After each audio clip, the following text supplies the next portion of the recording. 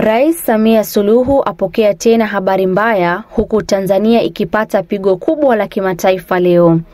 Tanzania imekumbwa na sintofahamu ya kidiplomasia na kikanda kufuatia uamuzi wa chama cha wanasheria wa Afrika Mashariki EALS kuhamisha mkutano wake mkuu wa 30 wa mwaka na mkutano mkuu kutoka Zanzibar kwenda Addis Ababa, Ethiopia. Tangazo hilo lililotolewa katika taarifa iliyotolewa Jumatatu na Rais wa EALS Ramadhan Abubakar, ambaye alitaja wasiwasi unaoongezeka wa usalama na hali ya kisiasa isiyo imara kama sababu kuu za hatua hiyo. Kongamano hilo ambalo awali lilipangwa kuadhimisha miongo mitatu ya chombo kikubwa cha sheria cha Afrika Mashariki lilikuwa limepangwa kufanyika baadaye mwaka huu visiwani Zanzibar, ukiwa na zaidi ya wataalamu wa sheria 45,000 kote kanda, wakiwemo wanachama kutoka Kenya, Uganda, Tanzania, Rwanda, Burundi, Sudan Kusini na Ethiopia.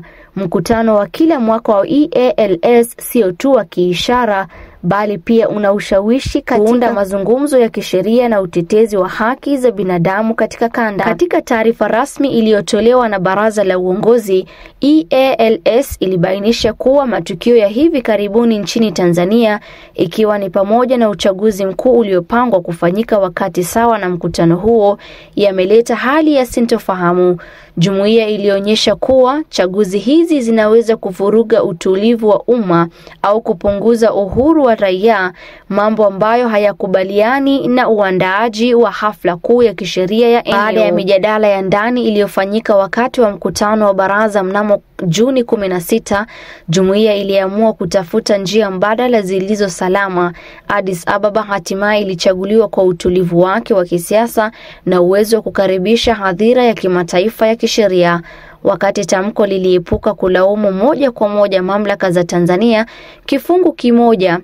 kifungu kidogo cha ujumbe kiliangazia wasiwasi wa muda mrefu juu ya jinsi nchi inavyoshughulikia upinzani wa kisiasa na uhuru wa raia. Katika kipindi cha mwaka mmoja uliopita, Tanzania imekuwa ikishutumiwa kwa matukio kadhaa yanayohusu ukandamizaji wa sauti za upinzani na madai ya unyanyasaji wa wanaharakati wa kigeni.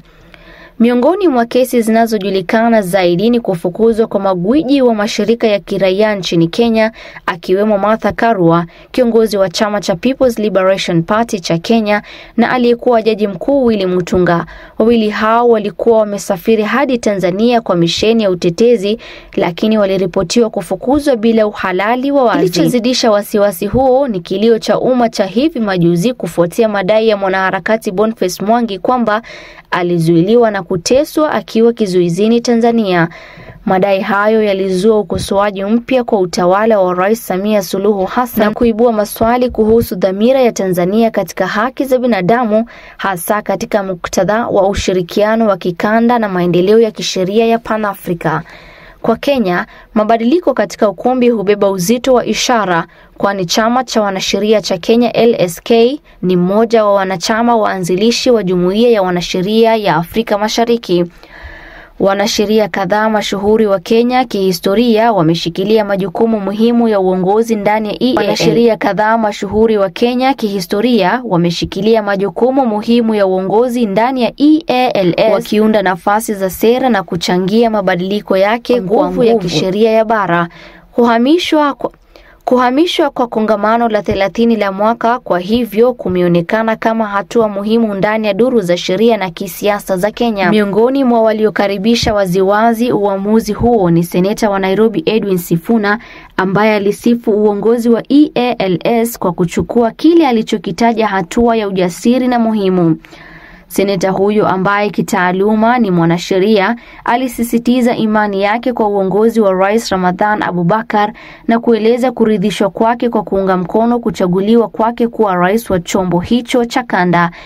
Kanda inapojiandaa kwa mkusanyiko wa kihistoria wa 30 wa EALS, tahadhari sasa itahamia Addis Ababa, mji mkuu wa Ethiopia unaojulikana kwa kuwa mwenyeji wa taasisi kadhaa za kimataifa na za bara, ikiwa ni pamoja na Umoja wa Afrika, unatoa faida za ishara na vifaa.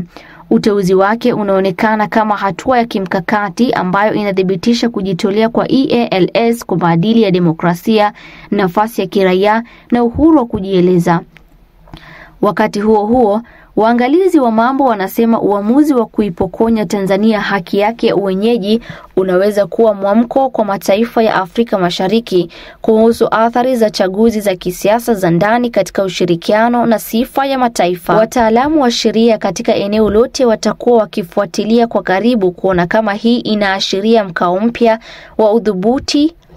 wa udhubutu zaidi wa EALS linapokuja swala la kutetea haki na uhuru hata kwa gharama ya usumbufu wa kidiplomasia. Wakati maandalizi ya mkutano uliopangwa upya nchini Ethiopia yakianza, serikali ya Tanzania bado haijajibu hadharani kuhusu uamuzi wa EALS. Wachambuzi wanatarajia kuwa hatua hiyo inaweza kuwa suala la mjadala ndani ya nchi, hasa miongoni mwa wanasiasa wa upinzani ambao kwa muda mrefu wamekuwa wakishutumu serikali kwa kuzorota kwa nafasi ya kidemokrasia.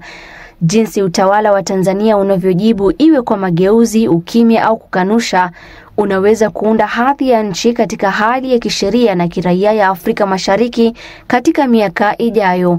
Kuhamishwa kwa mkutano wa Jumuiya ya Wanasheria wa Afrika Mashariki pia kuliibua maswali kuhusu utayari wa Tanzania kuandaa matukio ya ngazi ya juu ya kimataifa, hasa yale yanayojikita katika majadiliano ya kisheria na haki za binadamu. Wakosoaji wameeleza kuwa wakati Zanzibar inatoa mandhari nzuri na yenye utajiri wa kihistoria, ukosefu wa hakikisho la kutosha juu ya ulinzi wa uhuru na harakati wakati wa vipindi vya kisiasa kunadhoofisha rufaa yake kama mahali salama.